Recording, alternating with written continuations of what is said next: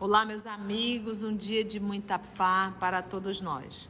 Hoje, exatamente 18 de março de 2024, estamos nós reunidos para estudarmos a obra Revista Espírita. Esse trabalho é conduzido pelas nossas meninas Carla e Aramita. No mundo físico, no mundo espiritual, os trabalhadores são infinitos, Nós vamos iniciar hoje, na Revista Espírita, Jornal de Estudos Psicológicos, no ano 3 de dezembro de 1860, aos assinantes da Revista Espírita. Vamos solicitar que a nossa irmã Aramita faça a nossa prece e logo depois a nossa irmã Carla irá iniciar a leitura. Graças te damos, Senhor Jesus, pela oportunidade do estudo, pelo encontro. Como bem acabou de nos dizer Humberto de Campos, tu nos guia e nos espera na longa jornada da vida.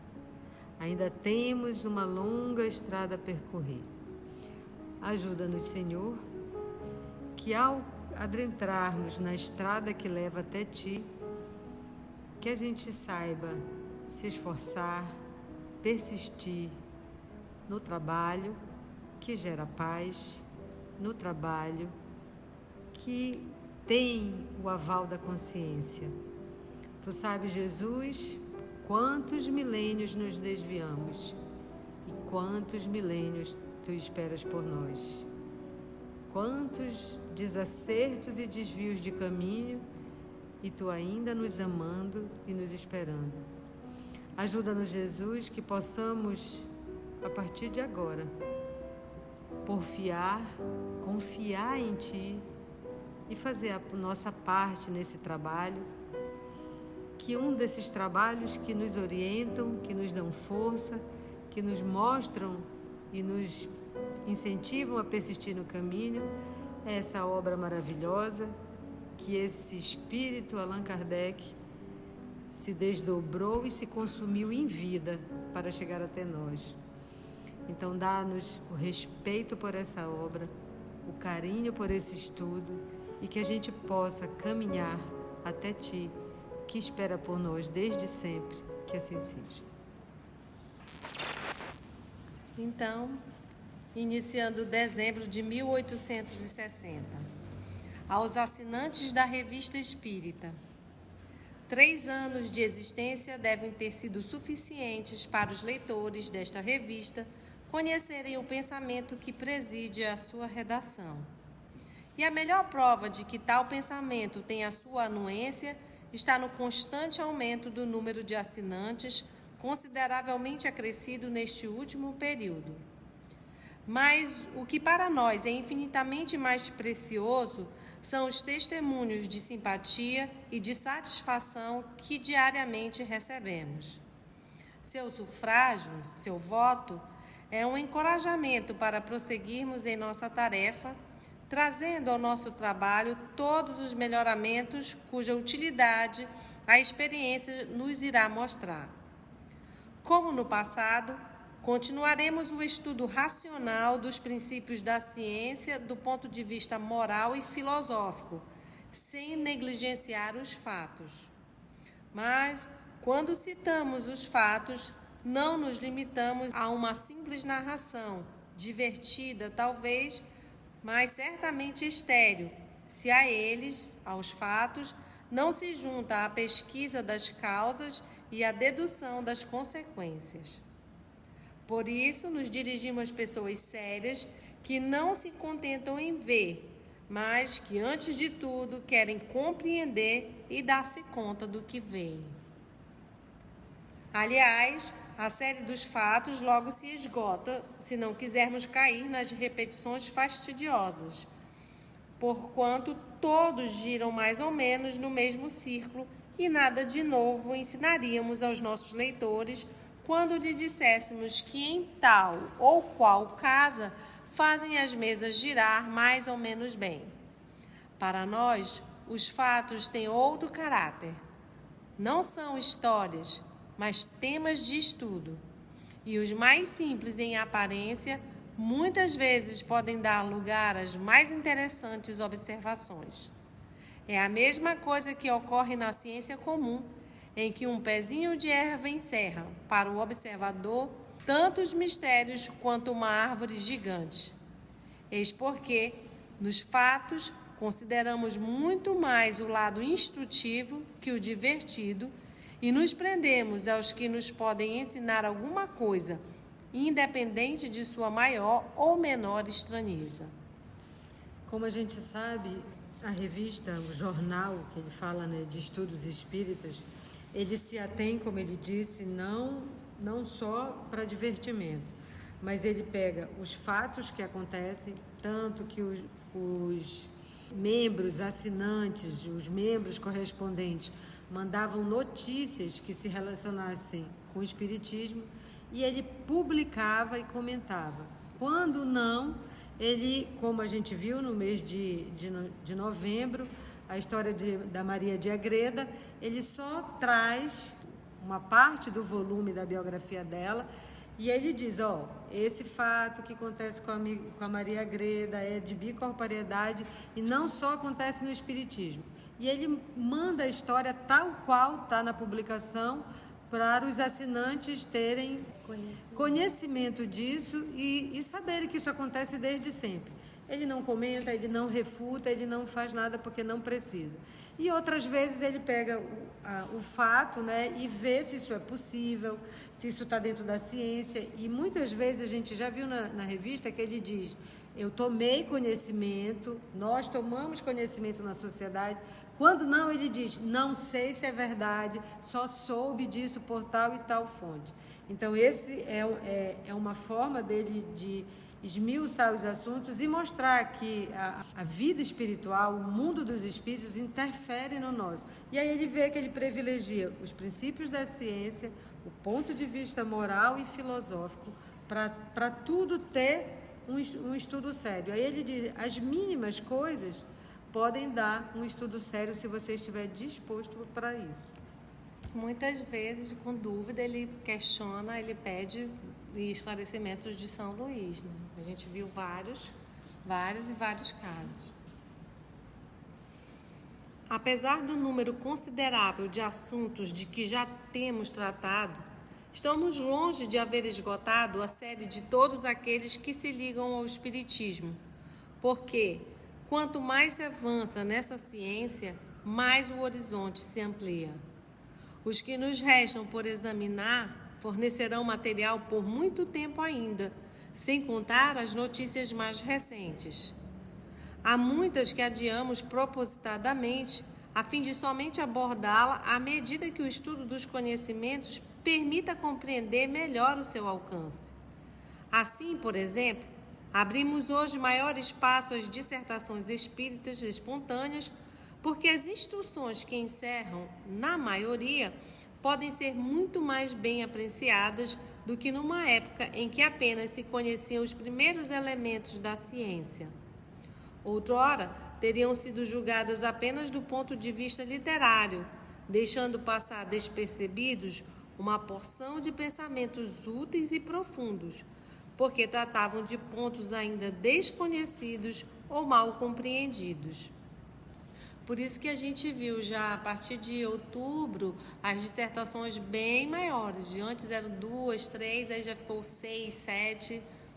E a gente vê em obras póstumas, se vocês estão recordados, que ele pergunta se essa maneira de conduzir a revista espírita está correta.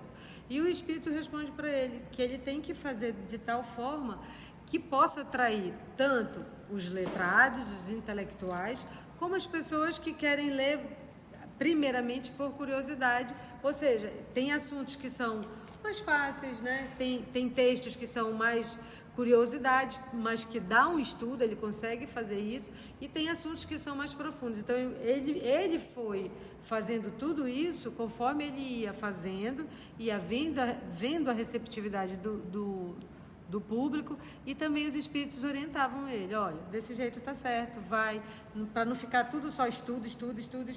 A gente gosta de saber notícias, né? Ah, uma coisa aconteceu, será que aquilo...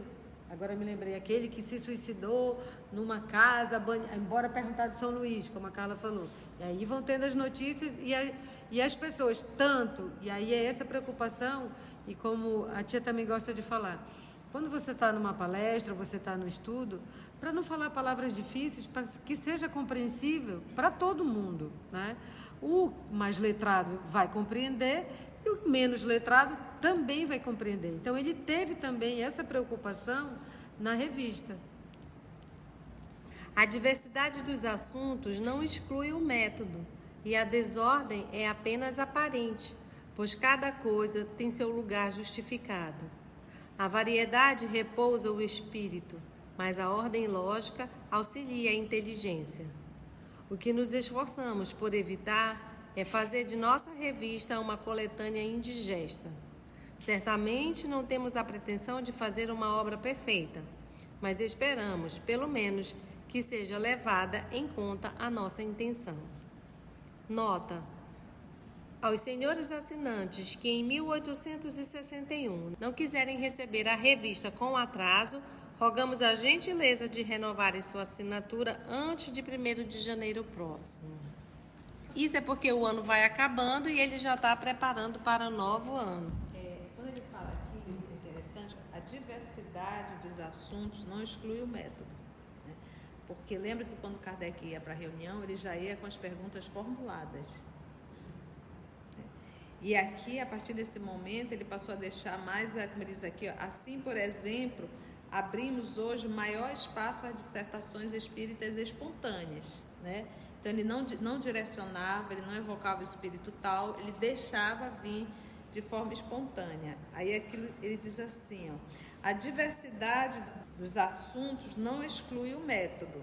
Então, existia um método, existia ainda uma forma. E a desordem é apenas aparente, porque vem um espírito fala de um assunto, vem outro espírito fala de outro assunto, né? Pois cada coisa tem seu lugar justificado.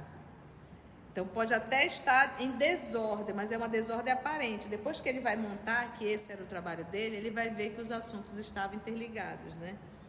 Por isso que ele diz assim, a variedade repousa o espírito, porque ali ele está só aguardando, ele já não fez as perguntas previamente. Mas a ordem lógica auxilia a inteligência, né? Porque era ele que tinha que parar e ele ia separar por tema, esse daqui, esse aqui, esse aqui, aqui. Então, o trabalho continuou. Aqui, apesar de ser espontânea, não era divulgada sem critério. Ele tinha que selecionar. Como ele diz, a diversidade repousa o espírito, é assim, é para não ficar maçante, não ficar um tédio, é o mesmo assunto toda vez.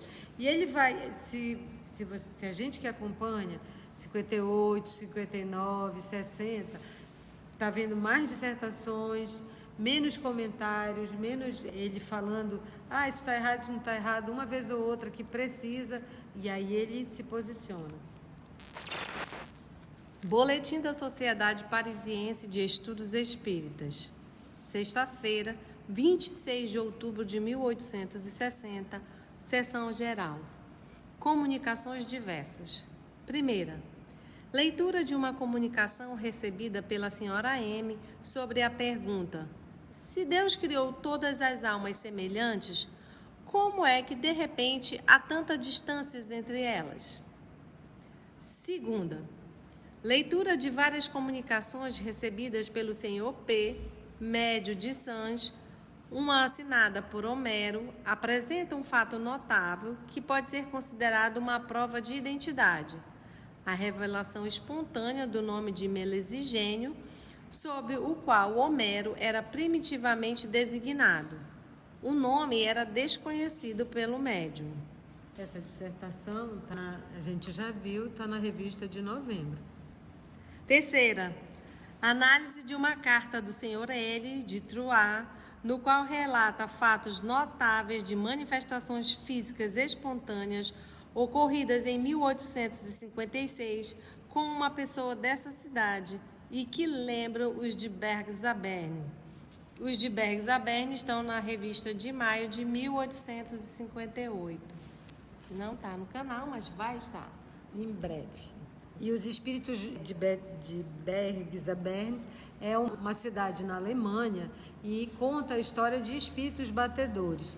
E na revista de 58, como ele pega uma notícia do jornal dessa cidade e comenta e vai investigar.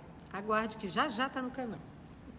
Quarta, carta do Dr. Morrery, relatando diversos fatos singulares de manifestações espontâneas ocorridas em sua presença com a senhorita Désirée Godu, coincidindo com a chegada de uma carta do senhor Allan Kardec.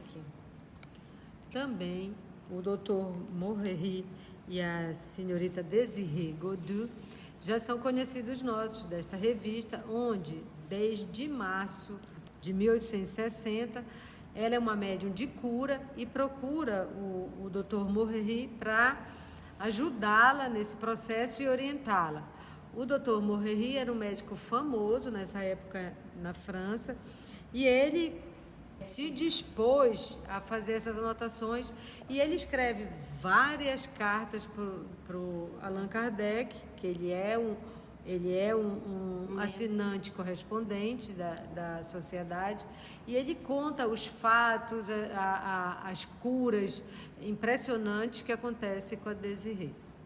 E ela só procura porque ela foi orientada pelos espíritos guia dela para mais provas do trabalho dela. Estudos. Primeiro, perguntas diversas dirigidas a São Luís. Segundo, evocação do filho do senhor Morrery, que diz ter participado das manifestações ocorridas na casa de seu pai. Terceiro, ditado espontâneo obtido pelo senhor Alfred Dier sobre o desespero, assinado por Lemané. Quarto, perguntas diversas dirigidas a Lemané sobre vários casos particulares de suicídio, sobre as relações dos espíritos e sobre a identidade de Homero na comunicação de Sans. Então, aqui a gente vê de novo que tem método, eles estudam, recebem e fazem a aprofundação do estudo até com evocações. Investiram mesmo. Sexta-feira, 2 de novembro de 1860, sessão particular. Comunicações diversas. Primeira, leitura de uma segunda comunicação de Homero, recebida pelo senhor P., médio de Sans, e de diversas perguntas e respostas a propósito. Segundo, desenhos obtidos por um médio de Lyon, notáveis por sua originalidade, se não pela execução. Interrogado a respeito, São Luís diz que os desenhos têm o seu valor porque realmente são do espírito, mas não têm significação muito precisa, pois o médium e o espírito ainda não estão bem identificados um com o outro. Acrescenta que o médium, com o tempo, poderá tornar-se excelente. Tia vai falar da afinidade entre o médium e o espírito.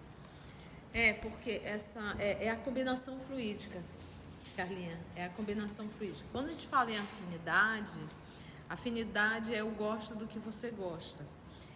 E no processo da comunicação, no processo mediúnico, é necessário que haja uma combinação fluídica entre o médium e o espírito comunicante. E isso leva um tempo. Isso leva um tempo para que haja essa perfeita combinação fluídica entre o médium e o espírito comunicante. Tia, e num processo da desobsessão que acontece nas reuniões de desobsessão, isso é mais comum? Isso é mais comum, porque a gente não está realizando um trabalho de pintura, a gente não está realizando uma psicografia de um livro romanceado, né, para que haja uma perfeita combinação psíquica entre os dois, né? Então, é uma comunicação de um espírito sofredor que a gente consegue, ali por alguns minutos, passar as dores e atender. Difere de um trabalho a ser realizado, entendeu? Ele pintou? Pintou. Foi de qualidade? Ainda não. Por quê? Porque precisa do quê? Treino. vários anos ali treinando com esse espírito até ficar bem afinado. Isso é para tudo, né? Se eu começar a trabalhar com a Carla hoje, nós começamos a trabalhar um tempo atrás, hoje nós estamos muito mais afinados do que quando nós começamos aí há uns 10, 12 anos atrás. Então, à medida que nós vamos trabalhando juntos, chega um momento que a gente consegue olhar um para o outro, não precisa nem falar, porque você consegue se comunicar pelo pensamento, por conta da experiência, por conta do trabalho, por conta do exercício. E quando se fala de espírito e médium, não é diferente.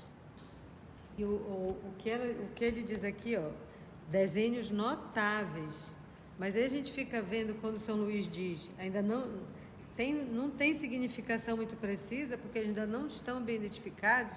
Ou seja, quem é esse espírito que ainda pode melhorar muito mais?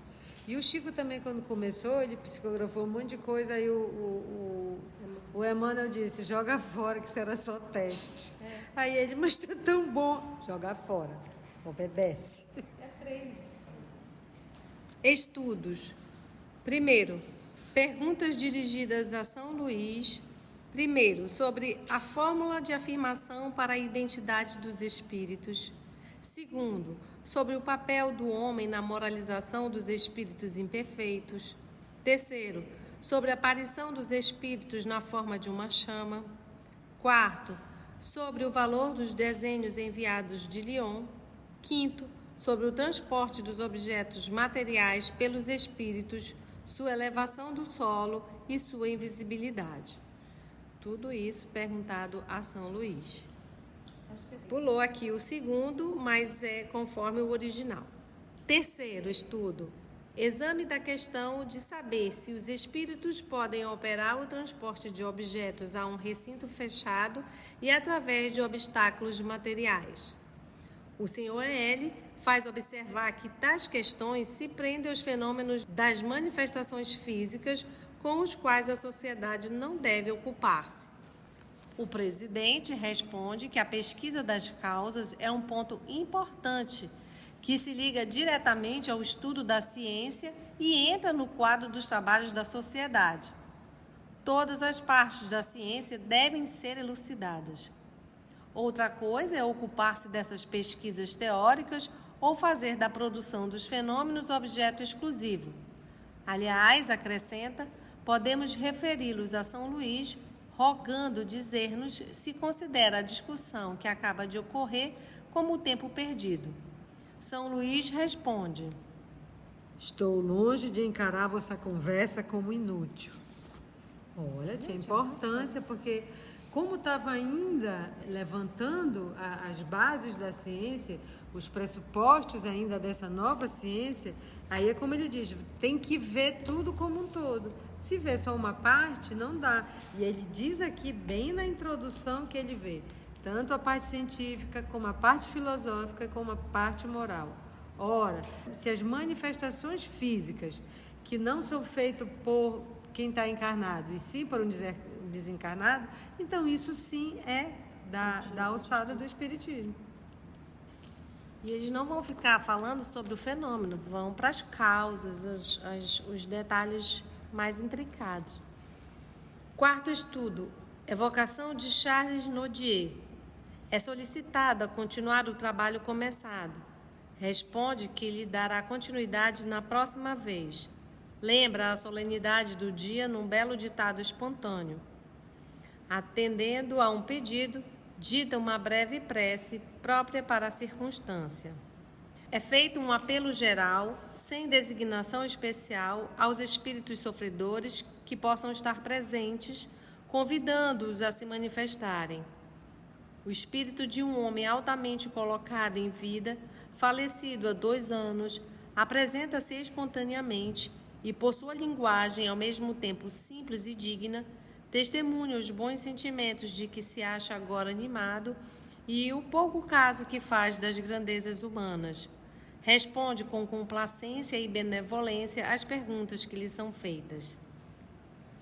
Sexta-feira, 9 de novembro de 1860, sessão geral. O Sr. Allan Kardec faz algumas observações sobre o que foi dito na última sessão, concernentes às manifestações físicas, a respeito, lembra a instrução dada por São Luís no mês de novembro de 1858 sobre o objetivo dos trabalhos da sociedade. Essa instrução está assim formulada. Abre aspas. Zombaram das mesas girantes. Jamais zombarão da filosofia, da sabedoria e da caridade que brilham nas comunicações sérias. Elas foram o limiar da ciência. É nela que, entrando, devem ser deixados os preconceitos como se deixa um casaco. Não posso senão vos estimular a fazer de vossas reuniões um centro sério. Que alhures façam demonstrações físicas, vejam, ouçam, mas que entre vós haja compreensão e amor. Que pensais ser aos olhos dos espíritos superiores quando fazeis girar ou levantar uma mesa? Escolares, crianças, né? Passará o sábio seu tempo a recordar o ABC da ciência? Ao passo que, vendo que investigais as comunicações sérias, considerar-vos-ão como homens em busca da verdade. São Luís. Deu uma chamada. Não está aqui, senhores, acrescenta o senhor Allan Kardec, um admirável programa traçado com essa precisão, essa simplicidade de palavras que caracterizam os espíritos verdadeiramente superiores? Que entre vós haja compreensão, isto é, que devemos aprofundar tudo para nos darmos conta de tudo. Que entre vós haja amor, isto é, que a caridade e mútua benevolência sejam o objetivo de nossos esforços, o laço que nos deve unir, a fim de mostrar pelo nosso exemplo o verdadeiro objetivo do Espiritismo. Enganar-nos-íamos singularmente quanto aos sentimentos da sociedade se julgássemos que ela despreza o que se faz noutros lugares. Nada é inútil e as experiências físicas também têm sua vantagem, que ninguém contesta. Se não nos ocupamos com elas, não é porque tenhamos outra bandeira. Temos nossa especialidade de estudos, como outros têm a sua, mas tudo isso se confunde num objetivo comum, o progresso e a propagação da ciência. Comunicações diversas. Primeira, leitura de ditados espontâneos recebidos fora da sociedade. Segunda, carta do Sr. L. de Troyes, relatando fatos ocorridos em sua presença, produzidos pelo espírito obsessor de que se tratou na última sessão. Esses fatos, que haviam cessado desde 1856, acabam de reproduzir-se em circunstâncias muito notáveis e serão objetos de um estudo por parte da sociedade. Estudos. Primeiro, perguntas diversas sobre a obsessão, sobre a possibilidade de reproduzir, por daguerreotipia, a imagem das aparições visíveis e tangíveis sobre as manifestações físicas do Sr. Skir. A daguerreotipia é a precursora da fotografia. Então, era como se você está dizendo, é uma fotografia das aparições tangíveis. A gente sabe que isso é possível. Mas ele vai responder depois. A gente sabe hoje, né? É. Perguntas sobre o espírito que se manifesta em Troyes, especialmente sobre os efeitos magnéticos produzidos nessa circunstância. Terceiro, 5 ditados espontâneos são obtidos por 4 médiuns diferentes. Quarto, evocação do espírito perturbador de Troyes. Esse espírito revela uma das mais baixas naturezas. E assim finalizamos aqui a primeira parte do Boletim da Sociedade Parisiense. E o que vale colocar é, de novo, o método e a disciplina que eles têm, de vez de uma coisa que parece não tão atrativa numa revista, mas eles colocam a fim de todos saberem os tipos de trabalho e estudos que eles fazem, que é sério e que tem ordem. Se você chegou até aqui o final, deixa seu comentário. É muito importante a gente poder ler o teu comentário. Não esqueça de curtir para que possa divulgar a página. dá o seu like, né? E, se possível, faça a sua inscrição no nosso canal e toca o sininho. Porque quando você toca o sininho, o YouTube avisa para você quando o EOS publicar um novo estudo. Então, receba um grande abraço da família EOS Manaus. E agradecemos nosso Senhor Jesus por nos permitir mais uma vez esse encontro e esse estudo, e pedimos a Ele a permissão para no próximo estudo nos reunirmos novamente para continuarmos. Que assim seja.